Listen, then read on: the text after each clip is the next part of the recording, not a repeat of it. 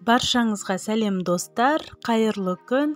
Бүгін мен сіздерге үй жағдайында табиғи қолдан жасалынған сырдың жасалу жолын көрсететін боламын. Видеоны соңына дейін қараңыздар және үйде жасап көріңіздер. Бұдан кейін дүкеннен сыр сатып алмайтын боласыздар.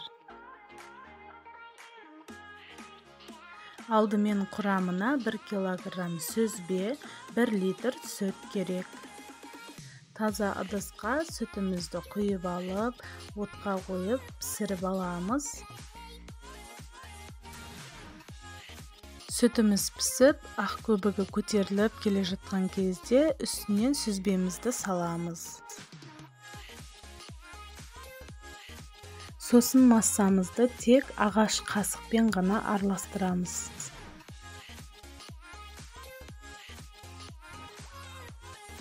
Сүзбеміз жұмсақ болғанша қайнатамыз.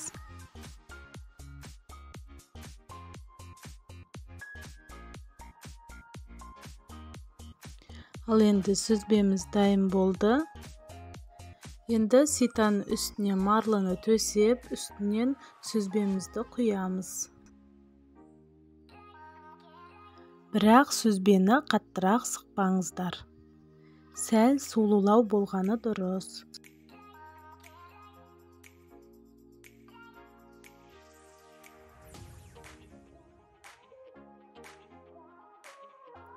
Ал енді сүзбемізді сүзіп алдық.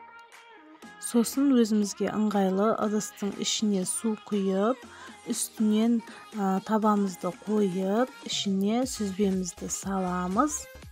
Сосын 1 шай қасық тұз, 1 шай қасық соданы салып, жақсылап араластырамыз.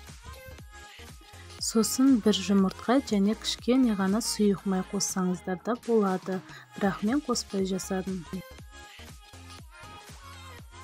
Ара-арасында тоқтап, үзіліс жасап алып барып араластырамыз.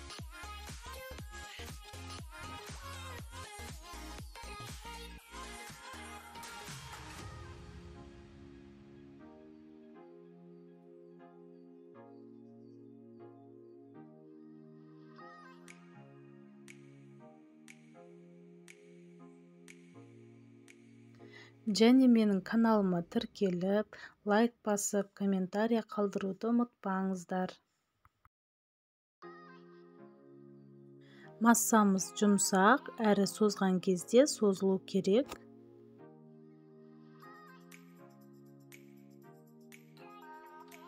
Массамыз дайын болды. Енді өзімізге ыңғайлы ыдысқа саламыз.